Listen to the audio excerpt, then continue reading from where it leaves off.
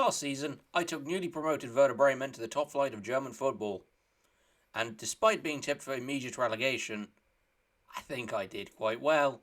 But now we've got another season on our hands. With lots of moving and shaking in the transfer market, we've got a bit of a change to the squad, and I've got a new season to take on. And I'm aiming for an even higher finish up the table. So, without further ado, let's see how we get on when I show you Werder Bremen Season 3. Hello everyone, Canberra here, and welcome to the Season 3 transfer preview of Werder Bremen for the FM22 new season. So I was going to do a summer special where I went through all of the transfers, and then I got my transfer business done in a week. Seriously, it was all done within the week.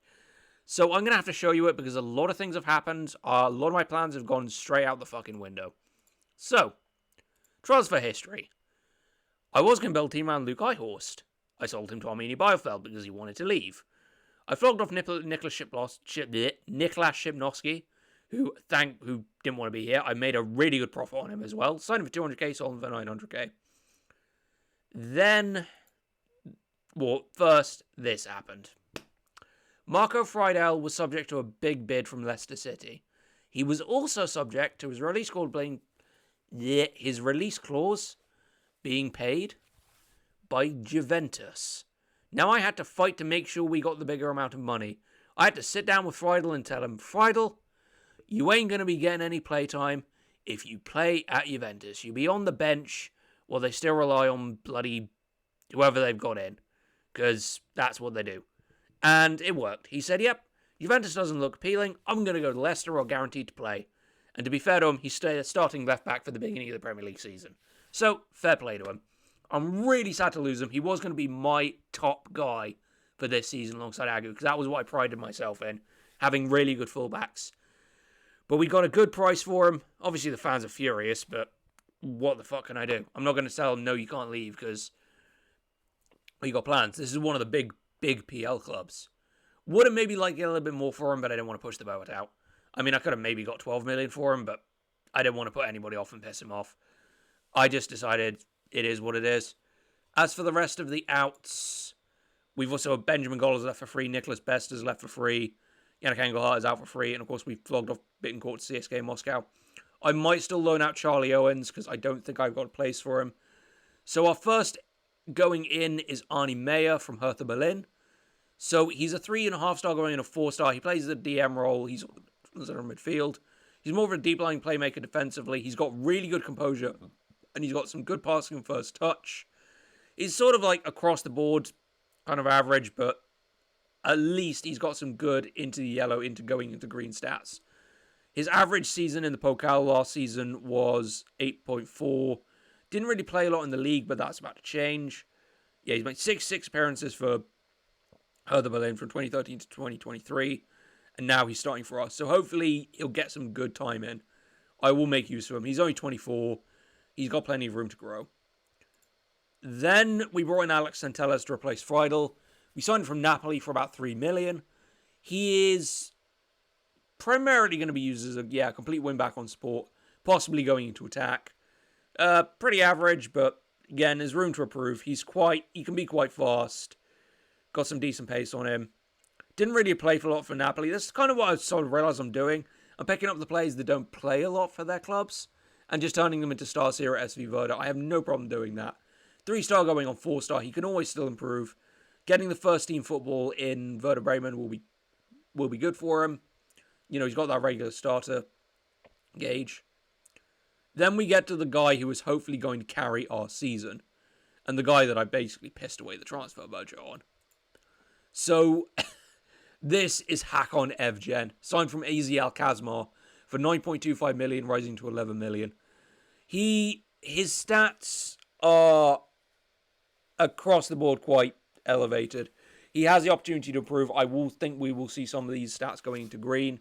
He's had a decent start. He was good in the Pokal first round, which I will get onto later. So he's made 73 appearances for AZ Alkmaar and scored 14 goals. I think a lot of these were, if I go to his history, career stats.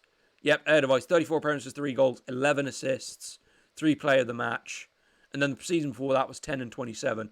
So they must have signed somebody to replace him. But he will hopefully be the guy that carries us forward. He's looked really good in pre-season. And then finally, I had to bring in another defender after I saw Friedel, especially because Fulkrug and one other were really worried about like the defensive solidity. So I brought in David Zima from Torino. The other reason I brought him in is because of the fact the top rack is going on 35 this year. He probably won't be around for a lot of the time. So he will hopefully be here to learn under handle and improve. Again, it's 3-star going and a 4-star. Anticipation 12, Bravery 11, Composure 12, Concentration 12, Decisions 12. Determination 14 I quite like. He's also got good balance and good jumping reach. He's got decent pace, so he's got good strength as well for a centre back. So he's quite strong. He only made 11 appearances at Torino last season, so we're going to bring him into us and we're going to really turn him into something special to play alongside Handel. He's only 22 as well, so it's well within the board. A lot of the players I've actually signed have been 24 or under, so that will hopefully please the board. So as for all of this, so if I cheaply go to the Bundesliga here, we are predicted for the season to finish 15th. Again, we're predicted for a low finish, which is really annoying. We've got our first game today against Hannover 96, one of the promoted teams. Their manager said we'll struggle to set up this season. I want to tell them to fuck off, but I can't do that, apparently. So, our first team for the going forward will be Maya, Grev and Bomb, Winsheimer, Evgen, Duksh, Centella's Top Rack, Handel, Agu and Zetera. Eventually, as we go later on into the season, I will switch out Top Rack for Zima. So we'll end up with 2 central defenders anyway on defense, which is fine. I'm not really looking for a ball-playing defender. I'm looking for more of a 2 central defenders to just block the way across. Keep him as a ball-player defender, actually, on support. Well, if we do it for that, then central defender on cover, yeah, that actually works quite well. And Bomb and Gureva are getting a really good kind of system as well. The only issue I've got developing is I now have...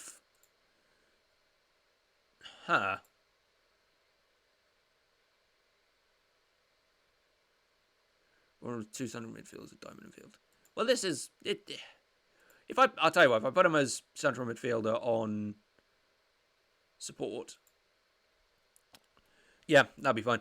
I've got Maya, Dan Neal, and another one, and Kamabauer, I think, as well, who all want to be the deep-lying playmaker. Kamabauer, I think, was always a squad player as it was. So, yeah, he's going to play a reduced role this season. I think with Dan Neal, I will rotate him with Maya or Gruev, because he wants... If I put Kamabauer at DM, or Gruev at DM, and then just play him as a ball-winning midfielder, and then if I will use Neal or possibly even Maya as the deep-lying playmaker at central midfield. It might be that I switch Grove back to DM and then play Dan Neal as a central midfielder, but as deep-lying playmaker, or when I want, I can bring Grove forward and then play Maya at DM. I'm free to switch the team around, but I do at least have a problem with Maya and Dan Neal will promise to be regular starters, which I will probably switch around for the first 2 games, which we'll see against Hanover and Fortuna Dusseldorf. Winsheimer and Fulkrug will also be rotated. Evgen will be a constant. He is effectively going to be one of our star players going forward. If he really performs, I mean, we're paying him 55k a week anyway. He's already our highest player, but eventually I will upgrade his contract to being a star player. He could really, really shine for us, and I'm really hoping he does. As for strikers, I've got Duksh and Dinchi, and I'll probably play Fulkrug as striker at some points. Fulkrug is another one, to be fair. He's 30 going on 31. That may not necessarily be the case. I mean, I do want to start moving on some of these 28 and over players. So, we've also got Luca Plogman as our backup goalkeeper for this season. Fabian Giefer, I don't know why the board gave him a new 2-year contract. He will literally just sit and rot. The last thing I'm going to do with this squad, and I'm going to do this last time. I did this last time and they kicked them straight back down, and I should have just ignored them. So, where is the gentleman? Kingsley Sarpe. 20 years old, development, moved to SV Werder squad. Because I do want him in the squad for this season. He will be an extra winger for us. I'm going to take him off the loan list as well.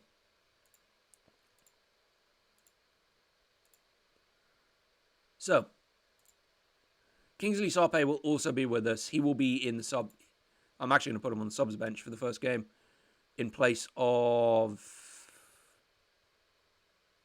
Probably in place of Kia Rodia, I'm going to keep as well. We do need some injury cover. I will probably end up loan listing Charlie Owens at some point, like I mentioned. Bolter is wanted as a DM. I don't know whether I want to... Yeah. I can put him on the loan list. Let's see these.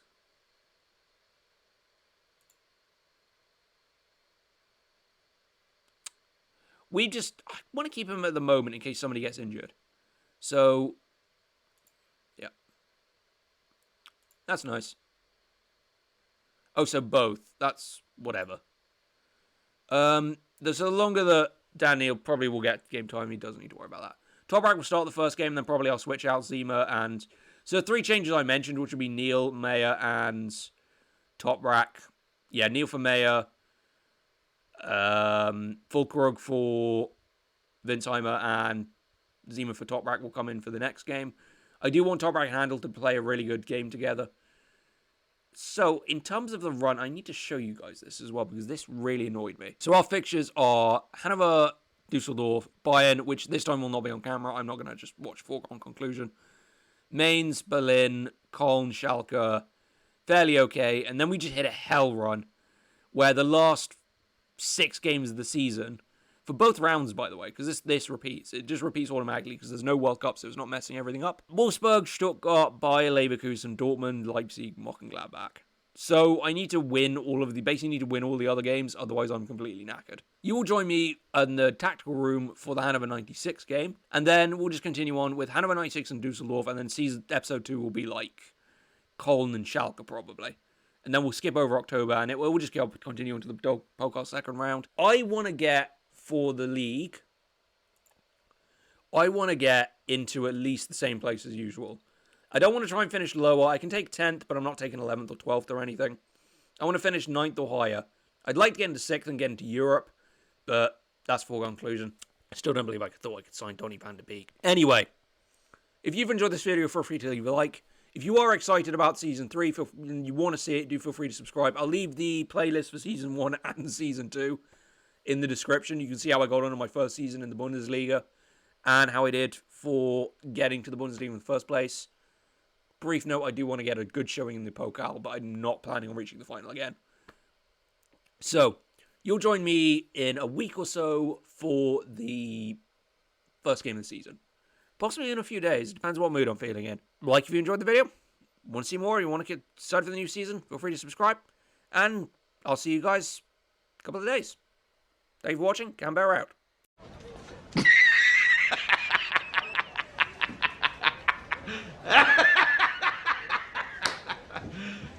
You serious?